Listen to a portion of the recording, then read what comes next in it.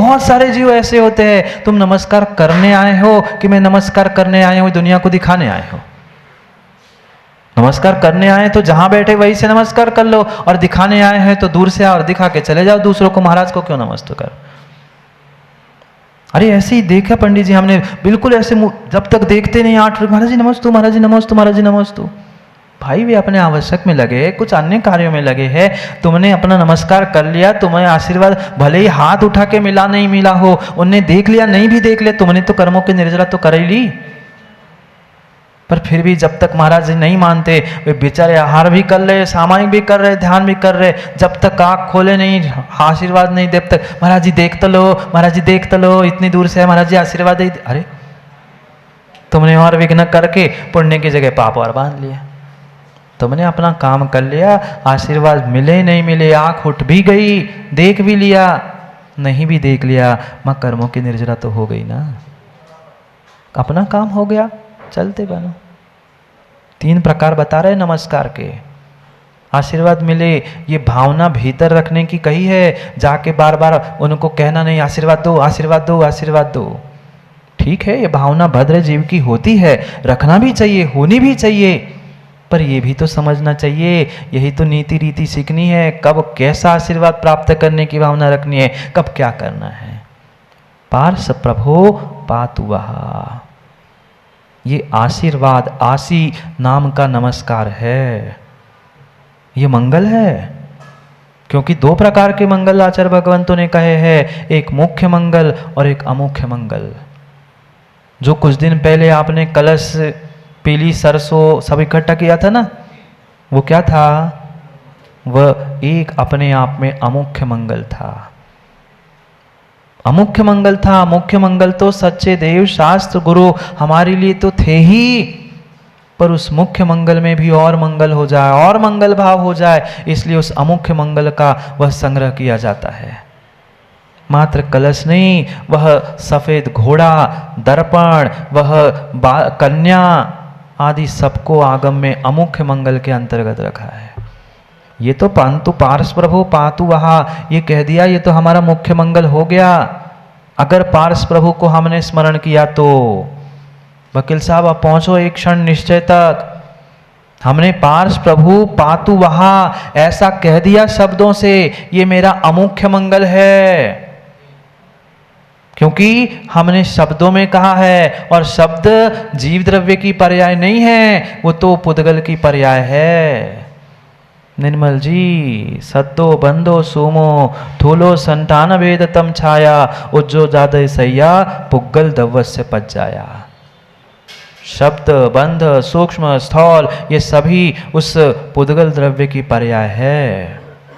इसलिए शब्दों में लिखा, शब्दों में कह दिया, शरीर से भी जड़ रूप से हमने कर लिया, ये मात्र और मात्र व्यवहार पक्ष से कहा जा सकता है, पर फिर भी ये मात्र वहाँ तक पहुँचने के लिए साधन है, इसलिए अमुख्य है। मुख्य तो साक्षात पार्श प्रभु का जो चिंतन मेरे भीतर आया था, पार्श भगवान की जो छवि मेरे भीतर आई थी, उनके जैसे अनंत चतुष्ट अनंत ज्ञान का मैंने जो अनुभवन करने का, उनको प्राप्त करने का जो भाव किया था, क्योंकि भाव मंगल ही सर्वश्रेष्ठ मुख्य मंगल होता है।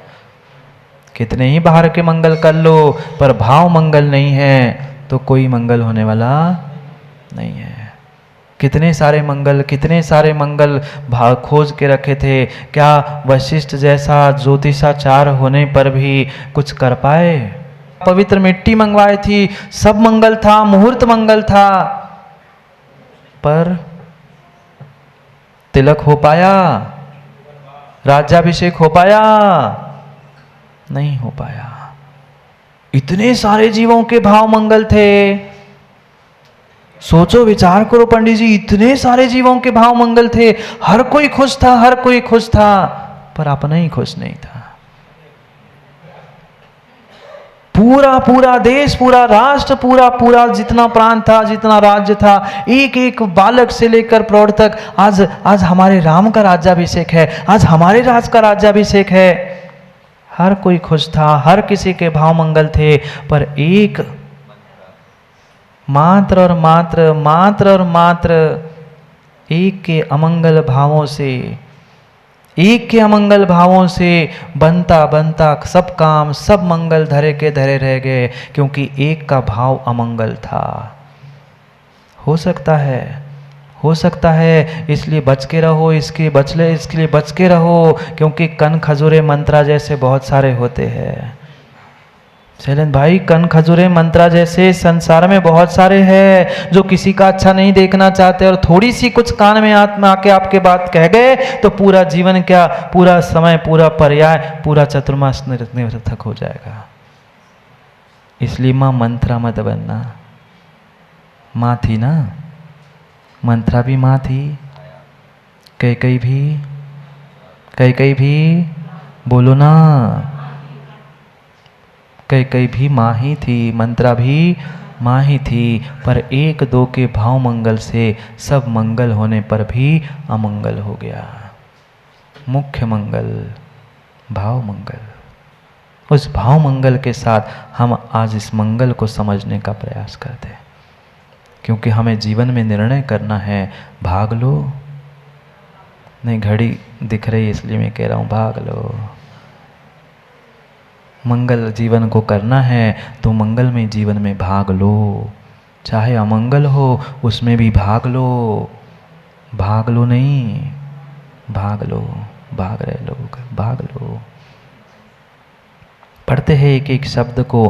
पार्श्वनाथ भगवान मेरे लिए सदैव सदैव सदैव रक्षा करने वाले हो, वहाँ मात्र मेरे नहीं।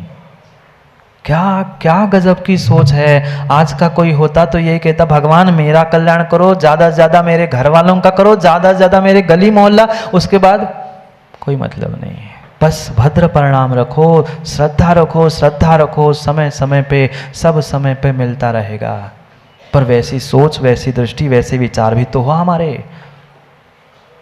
ऐसे ही पार्श्वनाथ भगवान हमारे लिए रक्षा करने वाले हो, वे हमारी रक्षा करे, क्योंकि प्रभु हमें पता है आपके अलावा इस संसार में हमारे लिए कोई शरण नहीं है। भले ही व्यवहार है पर परम सत्य है। अरे जाके देख ही तो लो एक बार भी सीजन साहब सच्चे देव शास्त्र गुरु की शरण को प्राप्त कर लो। हमने एक बार गुरु की शरण प्राप्त कर ली, आज स्वयं साधु बन के, गुरु बन के आपको उपदेश दे रहे हैं।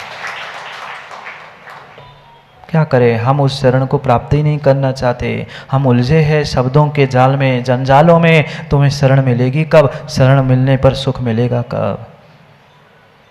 विचार कर लो। ऐसे कैसे पार्श्वनाथ भगवान, सामान्य पार्श्वनाथ भगवान की बात नहीं कर रहे, ऐसे पार्श्व प्रभु और मात्र पार्श्व भगवान नहीं, उनकी नख की कांति ही मेरी रक्षा करेगी। क्या कह रहे? पार्श्व प्रभु कैसे? जिनकी वह नख मात्र नख द्युति भरा शब्द पढ़ लो, मिल गया क्या? कहाँ है? चौथी लाइन में पार्श्व प्रभु के पहले ही विशेषण लिखा है, नख द्युति भरा। जिनकी नखों की कांति का समूह ही मेरी रक्षा करेगा।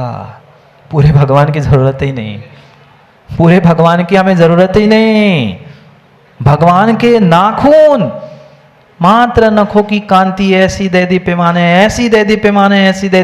है कि अगर उनके पास पहुंच जाओ, उनकी चमक को प्राप्त कर लो ना, तो मेरी रक्षा तो हो ही जाएगी। क्या मात्र नख की कांति ऐसी दे दीप्यमान नख है, ऐसे दे दीप्यमान। ये अलंकार चल रहा है, भगवान रक्षा करने आने वाले नहीं हैं, पर ऐसा सम्यक दृष्टि जीव जब श्रद्धा से उनके पास पहुंचता है ना, तो उनकी कांति से ही अपने भीतर की भ्रांति को मिटाकर जीवन में क्रांति लाता है। उनकी नखों की कांति से ही भीतर की भ्रांति को मिटाकर जीवन में क्रांति लाता है। वो ही मुक्ति और सुक्ति को प्राप्त करते हुए जीवन को बदल पाता है। कैसी है कांति? कैसी है कांति? दंत कांति नहीं, और नहीं तो दंत कांति याद आ जाए। दंत कांति नहीं, नख कांति। नख की ऐसी कांति, उसके लिए 3 पंक्तियां कल भी मैंने कहा था अर्थ समझना है, पहले क्रिया को पकड़ो। मेरी रक्षा करे कौन? पारसनाथ भगवान। कैसे पारसनाथ भगवान का नख? उसके लिए 3 पंक्तियां मात्र उस नख के विशेषण लिखे हैं। क्या लिखा है? मात्र इतना सही है, जिन पार्श्वनाथ भगवान के नखों की कांति हम सबकी रक्षा करे। मुख्य तो इतना ही मंगल था, पर पार्श्वनाथ भगवान कैसे, उनके नख कैसे है, मात्र नखों की व्याख्या करने के लिए 3 पंक्तियों में उस उपमा अलंकार का प्रयोग किया, अनपेक्षा अलंकार किया प्रयोग। मात्र नख कैसे है? सिंदूर प्रकरस्तपा। एक एक शब्द समझने की आवश्यकता है। वह जो भगवान के नख है, उनकी कांति, वह लाल लाल कांति है। कैसी है?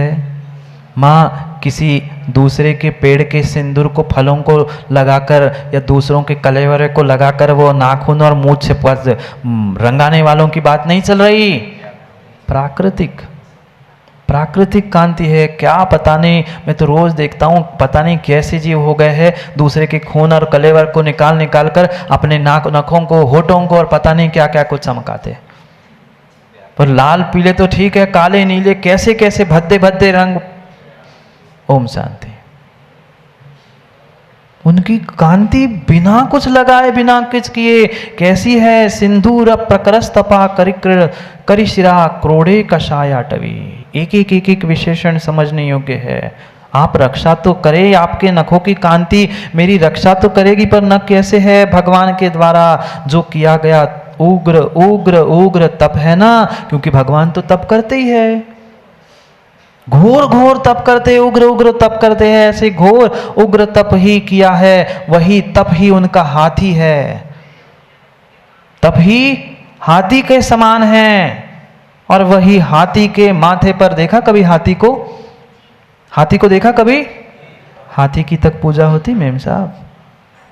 क्या पूजा करने के चक्कर में लोग पागल हो रहे हैं। एक हाथी की भी, तिर्यंश की भी लोग संसार में पूजा करते, पूज्य मानते, कौन सी बड़ी बात है? उसके भी माथे पर तिलक लगाते हैं। यहाँ कह रहे जैसे उस हाथी के मस्तक पर लगा हुआ सिंदूर का मुंह है, यानी सिंदूर का रंग है। कैसा होता है सिंदूर? काला, नीला, पीला, लाल। जैसे उस उग्र तप रूपी हाथी के माथे पर वह जैसा लगा हुआ लाल लाल लाल लाल जो सिंदूर है, ऐसा भगवान आपके नख का वह कांति का समूह है। और इतने से नहीं बची बात, आगे कह रहे हैं कषाया टवी दावार निचया। जैसे कषाय रूपी वन को भस्म करने के लिए दावानल है, गैस की अग्नि नहीं, महा लालटेन की बत्ती नहीं। लालटेन की और गैस की बत्ती तो कभी नीली कभी पीली भी जलती है। कषायाटवी, कषाय रूपी जंगल को जलाने पर, वे तो सामान्य वनस्पति आदि को जलाने की बात नहीं की उनने। कषायाटवी, जो भीतर कषाय बैठी है, और उस कषायाटवी में, कषाय रूपी जंगल में, कषाय रूपी वन में अगर अग्नि लगेगी तो अग्नि का रंग कैसा? पुनः लाल। उस उग्र तप करने वाले हाथी, क्योंकि हाथी ही उस वन को तोड़ सकता है। क्या कल्पना, कितना लंबा विचार करके उपमा दी है। वही हाथी जो जंगल को तोड़ता है, ऐसे ही उग्र तप रूपी हाथी जो साथ भगवान ने प्राप्त किया है, वही कषाय रूपी मेरे भीतर की अटवी को नष्ट करता है। समय तो हो गया, समय हो गया, बंद कर लो। अभी तो एक ही पंक्ति हुई, बस 2 और विशेषण समझ के पूर्ण विराम लेते। क्या करें, आप ही देर से आते हो, सो देर से शुरू होता है। समय पे आओ तो हम भी समय पे छोड़ दे।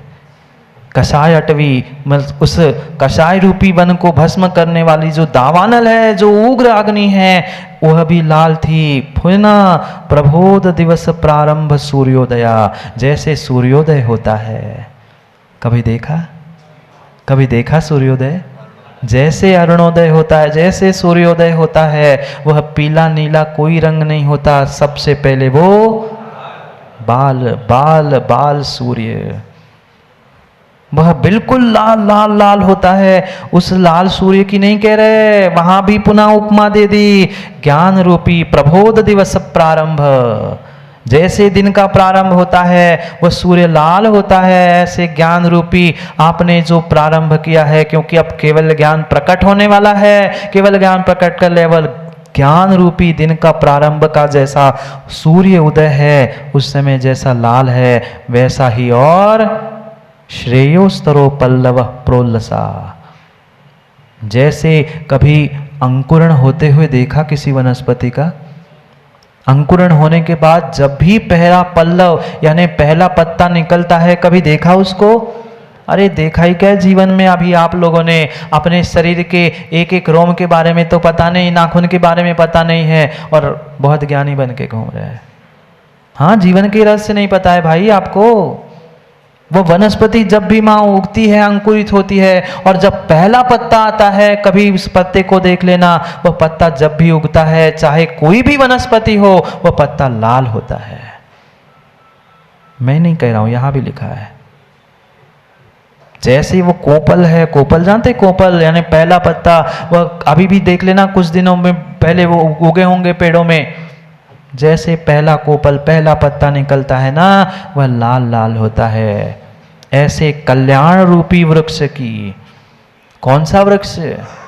कल्याण रूपी वृक्ष का जो कोपल, जो श्रद्धा का एक छोटा सा अंकुर निकला है ना मेरे भीतर, अभी वृक्ष नहीं बना, अभी वृक्ष का मोक्ष महल का फल नहीं लगा। कल्याण रूपी मोक्ष रूपी जो वृक्ष है ना, उसका अभी तो भीतर मात्र छोटा सा अंकुरण हुआ है। ज्ञान रूपी सूर्य का मात्र सूर्य उदित हो रहा है। ऐसे जैसे वे लाल लाल है, ऐसे ही कोपल के समान मेरा हर्षोल्लास, मेरा आनंद, मेरा जीवन, मेरा श्रद्धा गुण, मेरे एक एक गुण अभी कोपल फूट रहे, अभी अंकुरित हो रहे, वे भी लाल है। जैसे ये लाल है ना प्रभु, आपके नाखून की कांति, नखों की कांति ऐसी ही लाल है, और ऐसी लाल की नाखून, लाल नाखून की कांति हम सभी लालों की रक्षा करे। हम भी तो लाल ही है। अभी अभी अभी अभी तो सोचो, मैं तो रोमांचित हो गया वकील साहब। अभी तो मंगलाचरण में इतना आनंद है, फिर आगे कितना आनंद आएगा सोच लो। हम भी लाल है, आप भी लाल है, आपको भी लाल करनी है, आपको भी लाल करनी है, मंगल करनी है। जाओ, समय हो गया। मैं तो सोच रहा था बहुत कुछ कहना है, पर क्या करो, घड़ी किसी के लिए, समय किसी के लिए नहीं रुकता। इसलिए समय का ध्यान रखते हुए पुनः हम समय पर समय की बात करने के लिए आज मात्र मंगलाचरण किया।